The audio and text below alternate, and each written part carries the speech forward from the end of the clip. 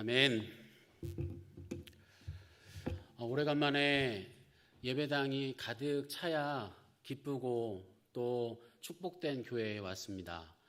제가 오랫동안 섬기고 있는 교회들은 다 교회가 텅텅 비어야 좋은 교회입니다. 저는 3년 정도 교도소에 있었습니다. 무섭게 쳐다보지 마시고요.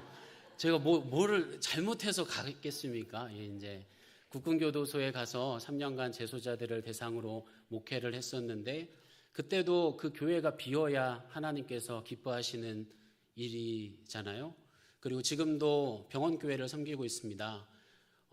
최근에 의정 사태 때문에 지금 저희 병원에 환자분들이 굉장히 많이 늘어나게 되어서 주일날 예배를 드리면 예배당이 앉을 자리가 없을 정도로 꽉꽉 찹니다. 마음이 너무 무겁고 그 예배당 역시 비어야 하나님께서 기뻐하시는 교회인데 계속 그렇게 사람들이 많이 오시니까 마음이 참 무겁습니다. 그래서 설교를 시작을 할 때, 그리고 예배를 드리는 처음 시작할 때는 늘 그렇게 말씀드리곤 합니다. 다음 주에는 이 예배당이 텅텅 비었으면 좋겠다고. 근데 이 교회는 마음껏 축복하면서 이 교회가 주님을 찬양하는 성도들로 차고 넘칠 것을 또 축복하고 또 축원합니다. 이런 아멘 소리도 참 오래간만에 듣습니다. 사실 병원교회를 섬기다 보니까 많이 고통당하시고 또 고난 가운데 계시는 분들과 어떤 농담을 한다거나 어떤 이렇게 상호관계를 하기가 참 어려운 상황인데, 오늘 함께 말씀을 나누면서 병원에서 느꼈던 그러한 이야기들, 그리고 제가 목회를 하면서 경험하였던 여러 가지 죽음에 대한 이야기들 함께 나누면서 저 여러분들에게 또 하나님을 향한, 천국을 향한 소망들이 생겨나가기를 간절히 소망합니다. 저는 3년간 말씀드렸던 것처럼 교도소에 있었습니다. 그곳에서 수많은 형제들을 만나 이야기를 나눌 때마다 감정이입이 많이 되곤 했습니다. 제가 성장한 환경과 재소자 형제들이 성장한 환경이 그리 다르지 않았습니다. 재소자 형제들이 들려주는 이야기는 저의 이야기였습니다. 저처럼 가정이 화목하지도 않았고 폭력적인 아버지가 있는 형제들, 그리고 일찍이 부모님이 이혼을 하셨고, 그리고 아버님이 알코올 중독이었던, 그리고 정서적 돌봄이 거의 없었던 형제들이 저처럼 상당히 많이 있었습니다. 너무나 비슷한 환경이었지만 다른 게 딱 하나 있었습니다. 그것은 바로 교회가 아니었다면 나도 형제들과 같은 자리에 앉아 있겠구나. 저는 참 좋은 교회에서 처음 신앙생활을 시작했습니다. 이곳 신갈감리교회도 참 좋은 교회죠. 아멘 소리가 아까보다는 좀 줄어드는 것 같은데, 자부심을 가지시고 얼마나 좋은 교회인데 외부에서 온 사람한테 자랑을 하는 것은 그리 나쁜 일이 아닙니다. 신갈감리교회 참 좋은 교회죠. 감사합니다. 얼마나 좋은 교회면 이렇게 큰 아멘 소리가 나겠습니까? 제가 처음 신앙생활했던 교회 역시 마찬가지였습니다. 교회 목사님이 제겐 아버지였고 교회 전도사님이 제게는 없던 삼촌이었습니다. 교회 형 누나들이 제게는 든든한 혈육보다 훨씬 더 든든하고 정서적으로 위로가 되는 존재였습니다. 과거 제가 썼던 일기를 살피다 보면 제가 얼마나 외로웠는지 그 절절하게 느낌을 전달받을 수가 있습니다. 그때 느꼈던 기쁨, 또 반대편에 있던 감정인 외로움의 느낌이 아직까지도 생생하게 기억이 납니다. 저희 가족 사진인데요. 지금은 아들, 아내와 행복한 시간을 보내고 있기 때문에 외로움이 틈탈 이유가 없습니다. 정말 행복하게, 정말 부러울 것 없이 하나님께 감사하면서 시간을 보내고 있습니다. 하지만 부족한 것이 없음에도 불구하고 우울한 감정이 순간순간 울컥울컥 올라오는 경우가 생깁니다. 저는 갱년기도 아직 안 왔는데 계속해서 그런 울컥울컥대는 감정이 올라옵니다. 그 우울함은 병원에서 목회하면서 더 심각하게 경험하게 되는데요. 대부분 환자분의 임종 예배를 집례한 날 경험하게 됩니다. 죽음을 간접적으로 경험하고 슬퍼하는 환자분과 가족분들을 위로하다 보면 깊은 공감의 골짜기가 발생합니다. 그 골짜기 사이로 참 많은 감정들이 흐르고 그 감정의 물이 마를 때까지는 저에게는 꽤 많은 시간이 필요하더군요. 제가 처음 병원에서 맞이했던 죽음은 지금도 기억에 생생히 남을 정도로 특별한 상황이었습니다. 제가 원래 서울에서 여기 용인 세브란스 병원까지 한 9개월 정도 출퇴근을 했었는데요. 주말에 서울에서 이제 가족들과 시간을 보내고 있는데 급하게 병동에서 임종예배 집례를 부탁한다는 얘기를 듣고 밤에 서울에서 용인까지 다시 왔습니다. 1인실에 누워 계시던 환자분은 40이 막 넘은 아주 젊은 여성분이셨고 자녀는 없었지만 남편이 있었고 또 사랑하는 언니들이 2명이 그 마지막 자리를 지키고 있었습니다. 암 환자였고 얼마 남지 않은 임종기임을 의료진들이 확인해 주셨던 터라 당연히 임종 예배를 준비해서 예배를 드리기 위해 갔었죠. 근데 예배를 드리는 중간중간에 환자분의 의식이 깨어나곤 했습니다. 환자분이 의식이 깨어나서 하시는 말씀은 2가지 말씀을 주로 하셨습니다. 언니, 나 지금 많이 추워. 언니, 나 지금 많이 무서워. 죽음을 목전에 두고 있는 한 인간이 느낄 수 있는 그 두려움이 무엇일지 저는 아직 경험해 보진 못했습니다. 그걸 경험했다면 제가 이 자리에 없겠죠. 누구도 죽음을 경험할 수는 없습니다. 직접적으로 죽음을 경험할 수는 없지만 내가 사랑하는 사람의 누군가의 죽음 앞에서 우리는 그 죽음이 얼마나 큰 상실감이고 얼마나 큰 두려움이고 얼마나 큰 고통이고 슬픔인지를 간접적으로 경험하게 됩니다. 그럴 때면 저는 제 죽음에 대해서 깊이 생각하게 되고 제가 누리고 있는 이 삶이 영원하지 않을 것이라는 진리에 늘 도달합니다. 저는 가족들과 제 감정에 대해서 이야기를 잘 나누는 편인데요. 그래서 이런 감정들도 늘 공유합니다. 이제 3학년이 된 저희 아들은 제가 집에 가서 여보, 나 우울해. 혹은 별아, 아빠가 지금 많이 우울하다. 이렇게 이야기를 하면은 그 다음 이야기가 무엇일지를 알고 있습니다. 아빠, 또 죽는다는 얘기 하려고 그러죠? 저는 울컥 올라오는 그 우울감이 사실 예전에 교회를 통해 해소되었던 외로움과 같은 감정이라고 생각하고 있었습니다.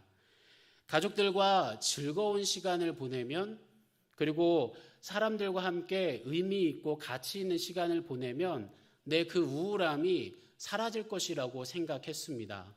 왜냐하면 과거에는 그런 외로움이 있을 때 교회에 가면 형 누나들, 아빠 같은 목사님, 삼촌 같은 전도사님이 제 외로움을 채워주곤 했으니까요. 하지만 그 감정은 아무리 재밌고 흥분된 활동을 해도 수많은 사람들에게 둘러싸여 있어도 사라지지 않았습니다. 그런 애매모호한 제 상태를 분명하게 자각하게 해준 성경 말씀이 오늘 본문 말씀이고 또 특별히 책 한 권이 있었습니다. 정호승 시인이 쓴 산문집 가운데 외로워도 외롭지 않다라는 책에 이런 내용이 있습니다. 제가 읽어드릴게요. 외로움과 고독은 유사하지만 서로 다른 영역이다. 외로움이 상대적이고 사회적인 영역이라면 고독은 절대적이고 존재적인 영역이다.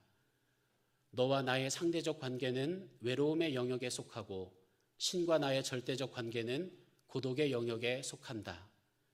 따라서 혼자와 홀로도 서로 다른 의미를 지닌다. 혼자는 상대적 영역이고 홀로는 절대적 영역이다. 법정 스님께서 사람은 때때로 홀로 있을 줄 알아야 한다고 말씀하셨는데 여기에서 홀로는 절대적 영역이다.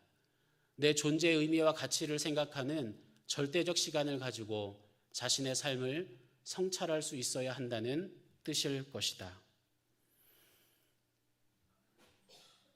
분명하게 나뉘어진 것을 느낄 수 있었습니다. 제가 병원 목회를 하고 있는 동안 느끼는 우울함은 사람을 통해 채워질 수 있는 그런 외로움이 아니라 고독함이었습니다. 죽음 곁에 서서 하나님과 나의 관계를 생각해보고 내 존재와 삶이 가리키는 목적과 가치가 무엇일지에 대해서 끊임없이 질문하는 고독한 질문이었습니다. 아마도 여기 앉아 계신 분들, 그리고 오늘 헌신 예배를 준비하신 우리 권사님들, 또 선교회 우리 권사님들의 연령들이 죄송하지만 살아온 날보다는 앞으로 살 날이 얼마 남지 않은 그런 상황 속에서 그런 고독함을 때때로 경험하고 맞닥뜨리는 상황에 계실 줄로 압니다. 그때 그 감정에 물론 외로움도 포함되어 있을 수 있지만 우리들이 하나님 앞에서 깊이 성찰해야 되는 문제, 내 마지막에 내 죽음이 사랑하는 가족들과 나의 남겨진 인생에 어떤 의미일지를 깊이 성찰해야 되는 시간, 그 시간이 바로 고독한 하나님과의 관계에서 오는 그 질문, 그리고 그 시간이 아닐까 생각합니다. 오늘 함께 읽었던 본문이 이런 시각에서 보니까 모세가 아주 고독하게 하나님 앞에 서는 장면으로 읽혔습니다. 교회를 다 이제 열심히 다니신 분들이니까 저녁 예배까지 나오셨겠죠. 이 장면 너무나도 유명한 장면입니다. 그런데 모세가 경험하고 있는 이 고독함을 이해하기 위해서는 조금은 다른 시각으로 이 장면을 한번 바라봐야 합니다. 광야에서 하나님을 만나게 되는 노인은 80세의 노인이었습니다. 그는 원래 이집트 왕자였습니다. 왕자로서 누릴 수 있는 최고의 것들을 누릴 때 어떤 일에 휘말리게 되어 살인을 하게 되었고, 그 죄책감과 두려움 때문에 왕자의 자리를 포기하고 왕궁에서 도망을 가게 됩니다. 그렇게 도망친 뒤 그는 과거와는 전혀 다른 삶을 살아가게 됩니다. 하지만 모세는 광야에서 지내는 40년 동안도 별 탈 없이 지냈을 겁니다. 결혼도 했고 자녀들도 태어났고 왕궁보다야 부족한 삶이었겠지만 오늘 본문에서 보는 것처럼 그의 장인은 미디안 광야에서 굉장한 영향력을 가지고 있었던 제사장의 가문의 사위였던 거죠. 그렇게 지독하게 가난을 경험하는, 부족함을 경험하는 그러한 삶은 아니었을 겁니다. 40년 동안 그렇게 평범하게 광야에서 시간을 보내며 모세는 살 수 있었습니다. 그런데 노년의 시기에 접어든 모세가 당시 어떤 감정을 지니고 살고 있었을까요? 기록되어 있지 않기에 우리는 그저 추측할 수밖에 없습니다. 저는 모세가 노년에 접어들었음에도 불구하고 해결되지 않는 큰 갈등이 있었으리라 믿습니다. 그리고 오늘날 나오는 수많은 통계 자료를 보아도 60대 이상의 노년층들이 겪는 사회적인 갈등 요소들과 개인적인 스트레스와 불안과 우울은 젊은 사람들의 불안보다 더하면 더했지 덜하진 않다라고 하는 여러 통계 자료가 나오고 있죠. 모세가 불안했던 그 이유를 한번 과거의 그 일을 기억하면서 한번 생각해 봅시다. 모세가 살인을 저지른 이유는 다 아시듯이 같은 민족이었던 히브리인을 괴롭히는 이집트 병사에게 화가 났기 때문입니다. 자신의 뿌리를, 자기가 히브리인이라고 하는 그런 자각을, 정체성을 어느 정도 알고 있었겠죠. 그런 정체성이, 그런 희미한 정체성을 알고는 있었지만 확실하지는 않습니다. 하나님을, 야훼 하나님의 존재를 조금은 알고 있었지만 확실하지 않은 상태로 미디안 광야로 도망쳐 나온 겁니다.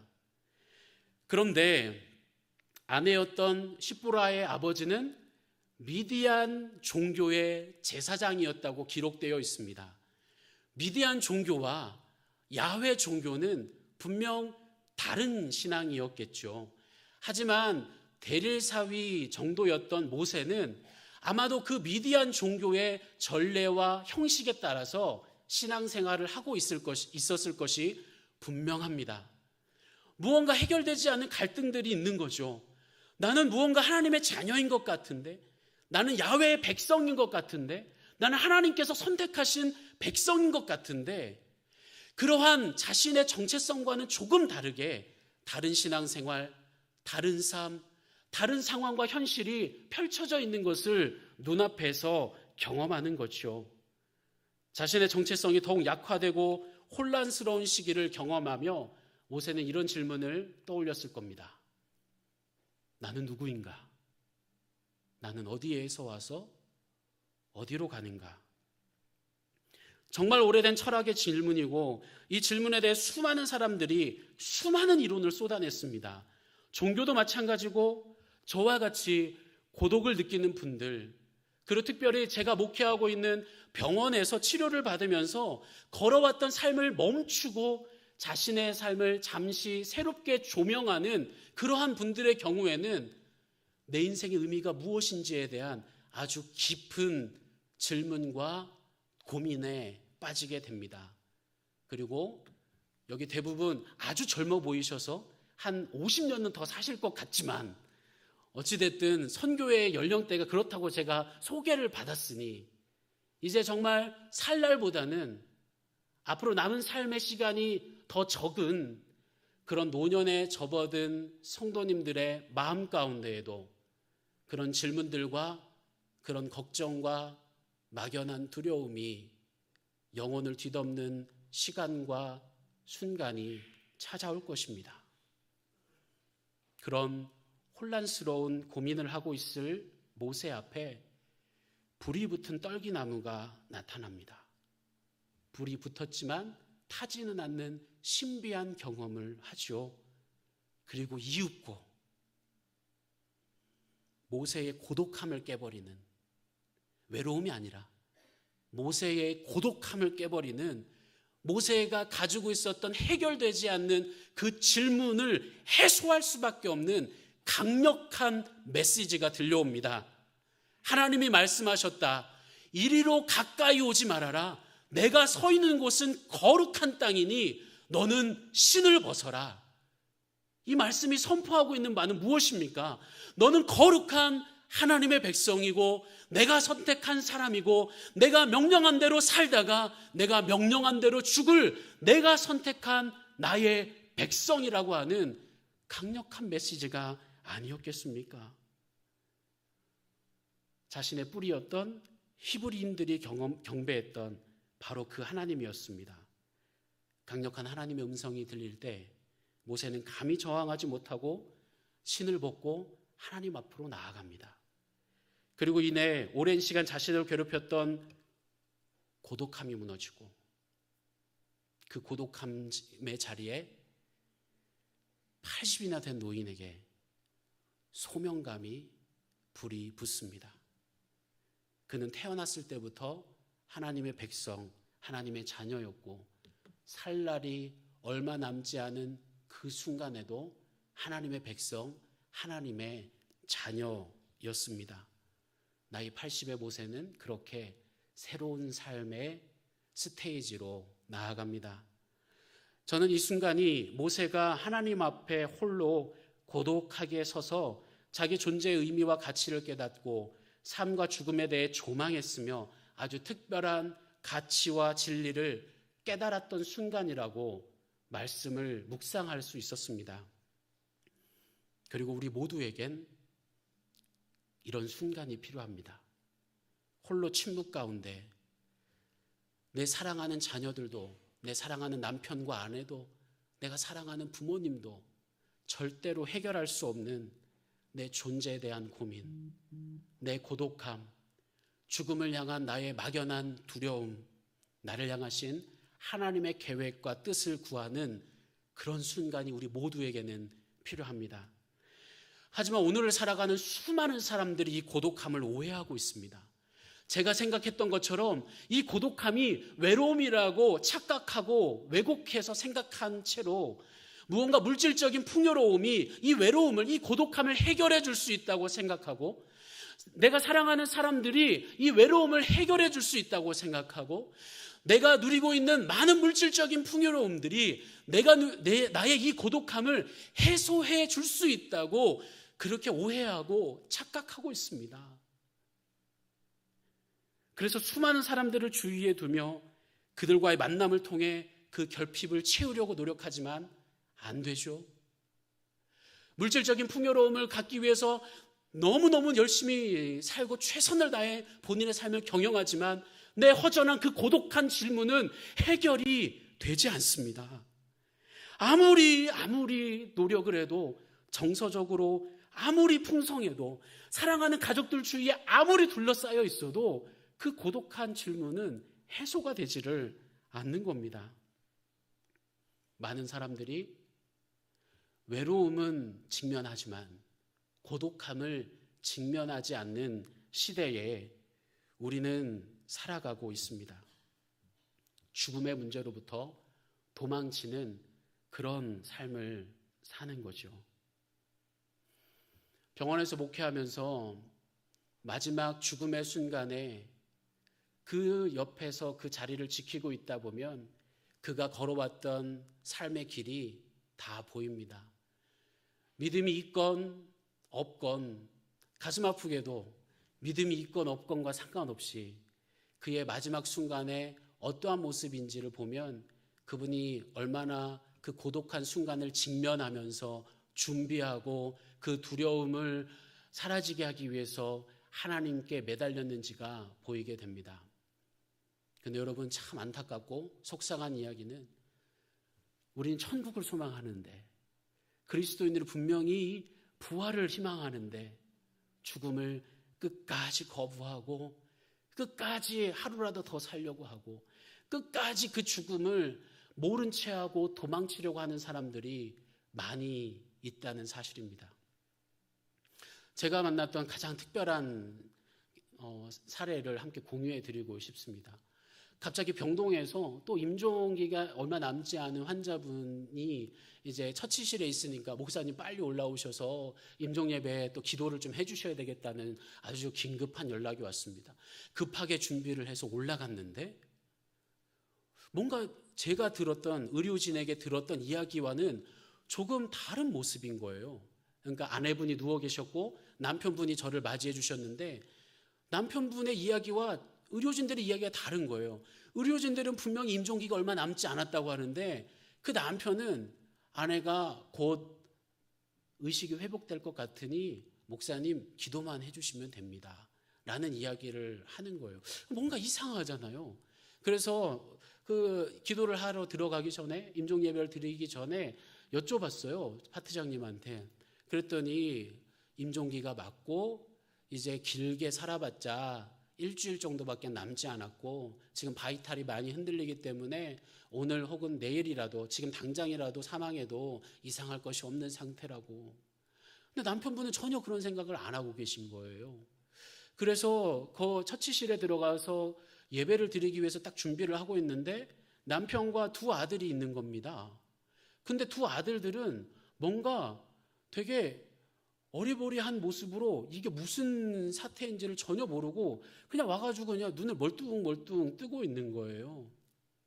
알고 봤더니 그 어머니도 그 아버지도 본인이 그런 아픔을 겪고 있고 그런 질병을 겪고 있다는 것을 자녀들한테 이야기를 안 한 거예요.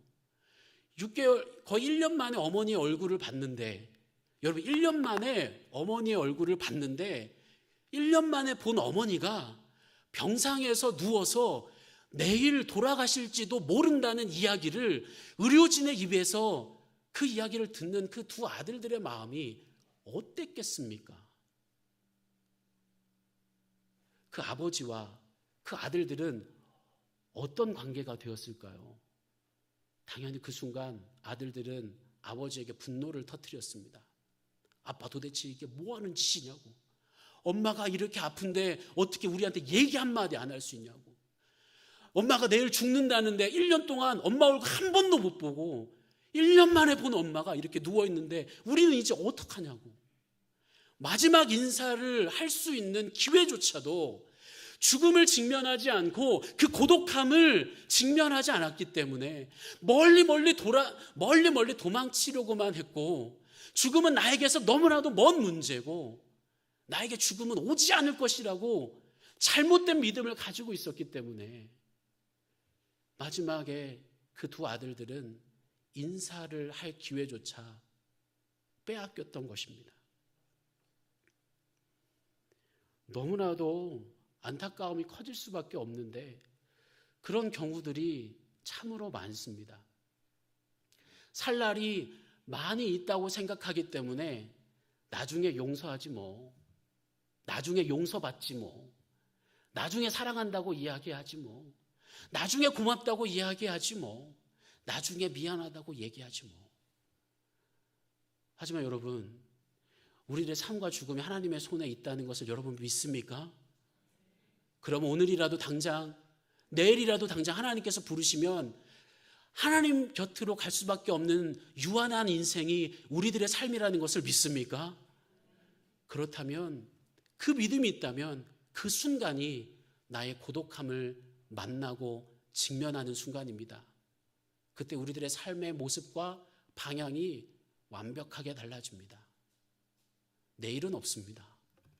지금 당장 용서받아야 하고, 용서해야 하고, 사랑해야 하고, 고마워야 하고, 섬겨야 하고, 안아줘야 하고, 그것이 바로 고독에 직면한 그리스도인들이 누릴 수 있는 가장 큰 특권입니다. 하루가 됐든 1년이 됐든 10년이 됐든 50년이 되었든 하나님 앞에 고독하게 홀로 서서 나를 향한 하나님의 사랑, 나를 향한 하나님의 뜻과 계획을 경험하는 저와 여러분 되기를 간절히 소망합니다. 물론 저는 이전에도 설명하기 어려운 우울감, 외로움이 밀려올 때면 주님 앞에 나아가 기도했습니다. 그런데 고독함과 외로움의 차이를 이제 머리로 이해하고 나니 말로 설명할 수 없는 고독함이 제 영혼에 밀려올 때면 저는 군말 없이 주님 앞으로 나아가 무릎을 꿇습니다. 그리고 이거 해달라, 저거 해달라, 이거 주시고 저거 주시고 이거 도와주시고 이거 이렇게 해주시고 이런 기도하지 않습니다. 조용히 침묵하며 하나님의 음성을 기다리고 저는 하나님께 매인 너무나도 유한한 존재이니 주님 저를 채워주시고 제 이 해결되지 않는 고독함, 막연한 두려움을 평안으로 바꾸어 달라 기도합니다. 여러분 그때 하나님은 분명히 일하고 계시고 신실하신 하나님이시기에 단 한 번도 저를 그냥 내버려 두지 않으셨습니다. 아마 여러분들도 마찬가지겠죠. 그 풍성한 위로와 평안 가운데 이 하루, 이 1년의 삶을 더욱더 풍성하게 누릴 수 있는 저 여러분 되기를 간절히 축원합니다. 이제 설교를 마무리하고자 합니다. 또 병원에서 목회를 하며 경험했던 전혀 다른 분의 이야기를 함께 나누고 설교를 마무리하고자 합니다. 여러분 혹시 유진 피터슨 목사님이라고 목사들의 목사라고 불리는 그 목사님의 책을 한 번쯤은 보셨겠죠. 메시지 성경을 번역한 것으로도 유명한 목사님입니다. 그 목사님이 노년에 치매를 앓게 되셨는데 돌아가시기 하루 전에 가족들이 다 모였을 때 치매에 걸린 그 노인이 마지막에 무엇이라고 이야기했는 줄 아십니까? 사람들의 전언이지만 그 유진 피터슨 목사님이 마지막에 내뱉었던 말은 Let's go였습니다. 치매에 걸린 그 노인이 인지 능력도 온전하지 않은 그 노인이 얼마 남지 않은 본인의 삶에 대해서 직면하고 그 고독함을 직면할 때 두려워하거나 도망치려고 하는 것이 아니라 Let's go, 천국으로 가자는 그런 이야기를 할 수 있다니요. 대단한 고백이죠. 근데 여러분, 제가 이걸 병원에서 경험을 했습니다. 울산에서 신앙생활을 하던 안수 집사님, 권사님, 아주 신앙생활 잘하시던 분이 계셨습니다. 근데 그 안수 집사님이 여차저차하여 용인에 와서 일을 하시다가 갑자기 뇌출혈로 인해서 거의 사망을 할 뻔하셨는데 겨우 이제 생존을 하게 되어서 재활병원에서 한 2년 정도 계속 재활을 하셨대요. 인지 능력이 온전하지 않으시니까 기억력도 가물가물하시고. 그런데 그 아내이셨던 권사님이 얘기해 주는 그 얘기부터도 되게 신기했습니다. 그렇게 인지 능력이 온전하지도 않는데 재활병원에서 사람들을 만날 때마다 그렇게 축복을 해주고 그렇게 사람들을 위해 기도를 해줬대요. 그러니까 다른 말도 제대로 안 되고, 그리고 기억력도 가물가물하고 어떤 인지적인 능력이 아주 저하되어서 일반 사람들의 능력보다는 훨씬 더 저하가 되어 있는데, 다른 사람을 축복하는 일, 다른 사람을 위해서 기도하는 일만큼은 전혀 환자처럼 보이지 않을 정도로 그렇게 지내셨다는 겁니다. 저 의심이 많은 사람이거든요. 그 얘기 들으면서 뭔가 좀 과도하게 이렇게 또 간증을 하시는 거겠지라고 생각을 했습니다. 근데 그 안수 집사님이 병원에 입원하시게 된 이유가 그 인지 능력이 너무 더 저하가 되어서 병원에 입원을 하셨는데 알츠하이머가 의심이 되어서 입원을 하셨다고 하더라고요. 근데 그 안수 집사님 누우셔서 저랑 그 권사님이 대화를 하는 동안 계속 코를 골면서 주무시고 계셨어요. 제가 옆에 가서 어떤 이야기를 해도 반응도 없으시고 눈을 껌뻑껌뻑 뜨고 이렇게 저를 바라볼 때도 있는데 그냥 인지 능력이 거의 없는 상태셨습니다. 그런데 놀라운 일은 마지막으로 제가 가기 전에 그 안수 집사를 위해서 기도하기 위해서 가서 기도를 해주는데 아멘, 아멘, 아멘 이런 이야기를 그 안수 집사님이 누워서 눈도 제대로 뜨지 못하는 그분이 아멘, 아멘 이러는 거예요. 여러분, 그분이 평상시 어떻게 사셨을지 충분히 추측이 되시죠? 얼마나 하나님을 사랑하고 하나님과의 관계에서 자신의 죽음과 삶을 주님께 맡겼으면 그 인지 능력도 온전하지 않은 그분이 다른 건 아무것도 못하는데 기도는 하고 또 한 주 뒤에 수술이 좀 잘 되어서 예배당에 오셨는데 제일 앞에 앉아 계셨어요. 그리고 온 가족이 다 오셨었습니다.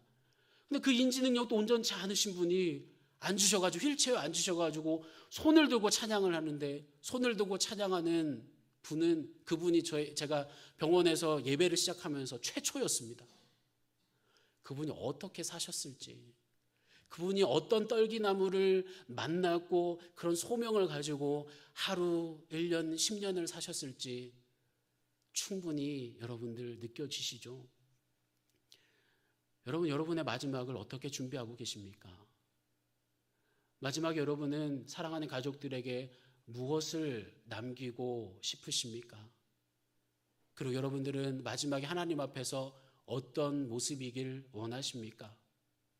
우리들의 삶이 유한하다는 것을 깨닫고 떨기나무 앞에 섰던 그 모세의 고독함을 분명히 깨달은 사람이라면 오늘 이 하루가 너무나도 큰 기적과 행복으로 가득 차 있다는 것을 믿음으로 고백할 수 있는 저 여러분 되기를 주님의 이름으로 축원합니다.